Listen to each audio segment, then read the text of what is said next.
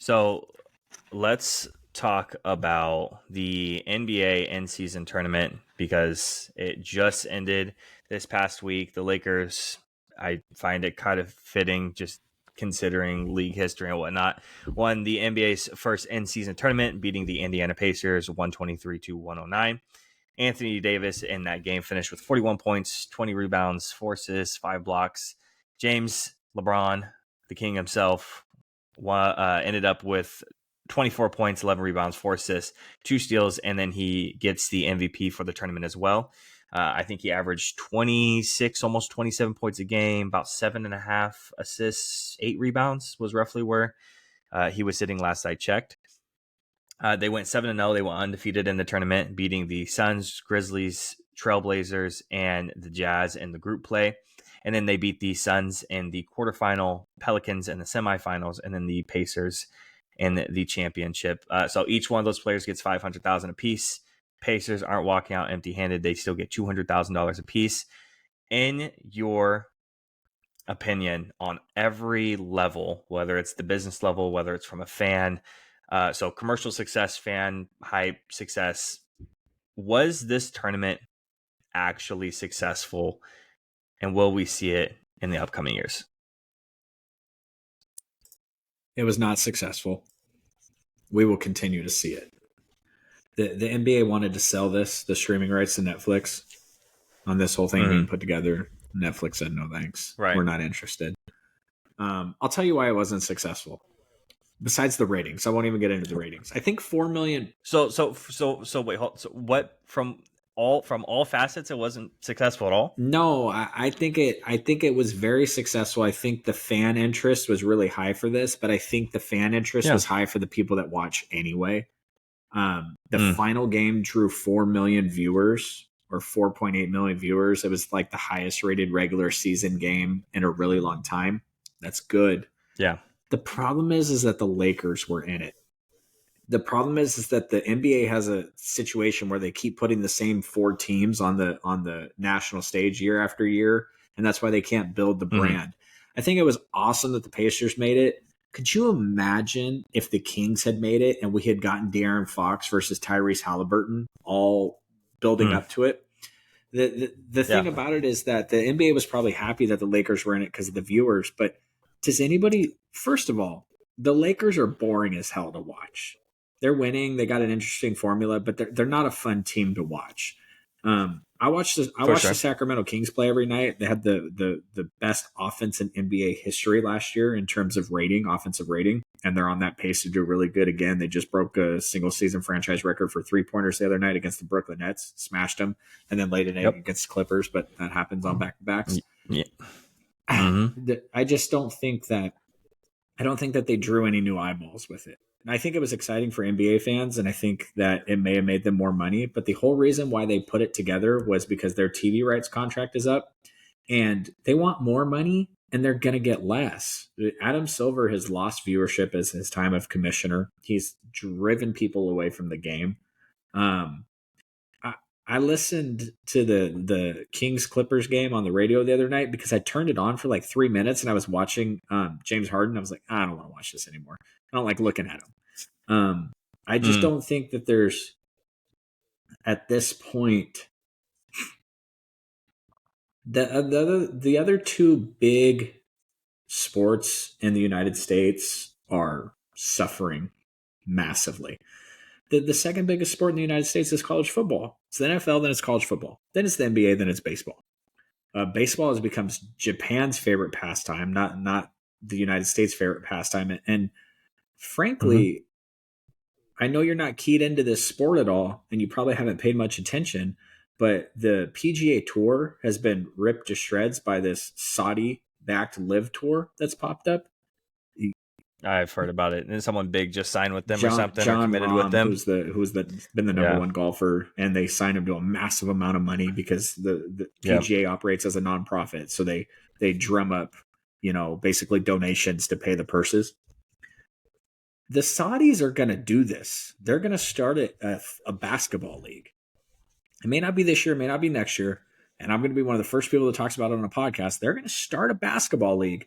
They're going to pay these dudes all the money to come play for them, and the NBA is going to be in massive freaking trouble. I promise you.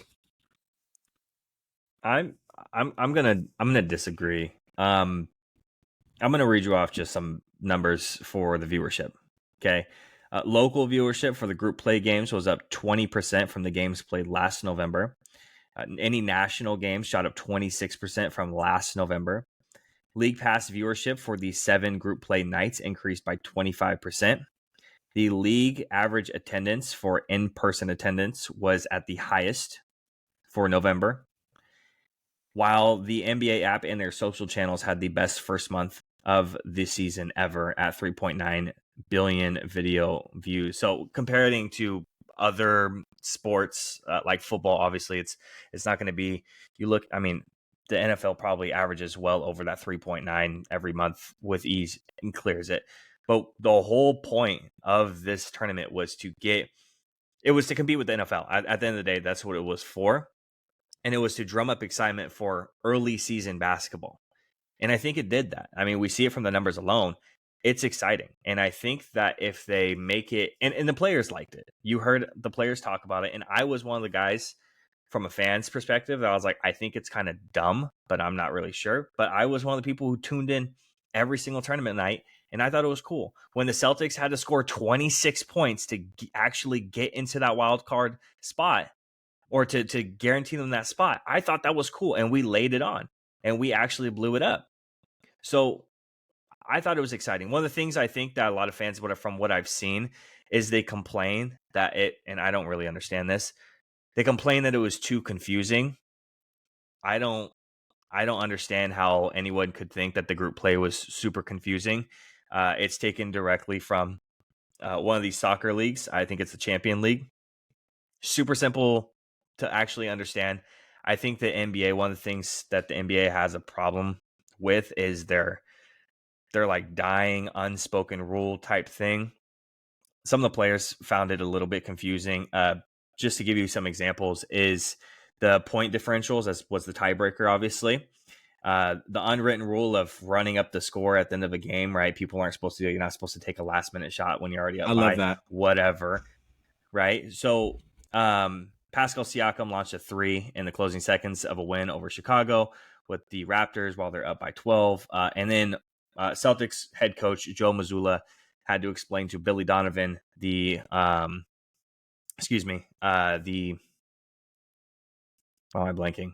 Chicago's head coach, why we were hacking Andre Drummond with a 32-point lead. It's because we're trying to lay it on, because we had to score as many points as possible, just in case somebody else from our own group had to go ahead and score more points than us. And then all of a sudden, instead of having to score 26 by the start of the game, we're having to score 38. So I didn't think we had any shot to actually get into it. I thought it was really exciting to watch, but people crying over the whole unspoken rule stuff. The players don't even really like it. They just do it because they do it. Paul George talked on this podcast. He was asked about that unspoken, unwritten rule type thing, and he thinks it's the dumbest thing ever. And who really cares? It truly is dumb.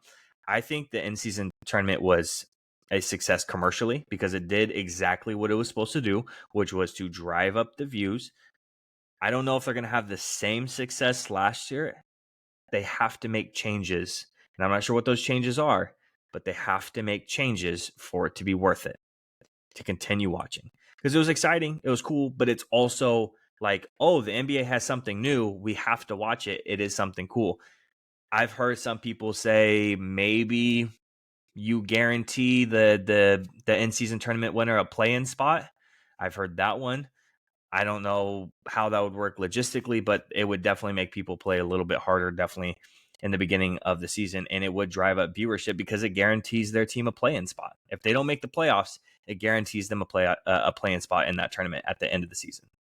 Driving up the stakes a little bit might bring in more viewership, but you don't want to do that too soon, because if you continually drive up those stakes, you're making everything else in the season pointless outside of the tournament and the playoffs. You can't drive up those stakes too much. I think where it is pretty good. A couple tweaks here and there will continue the viewership to grow a little bit over the years.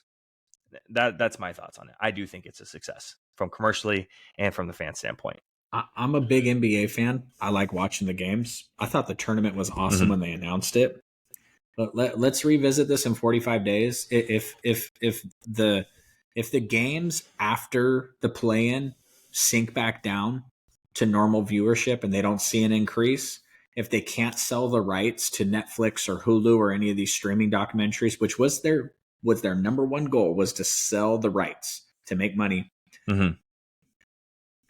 You upped the importance of games in November. I see that. I get it. But if the December games fall and the January games fall back down to where they've been and they continue to decline as they have, then I don't think it exactly did what they wanted. I liked it. I watched it. It was Hmm. awesome.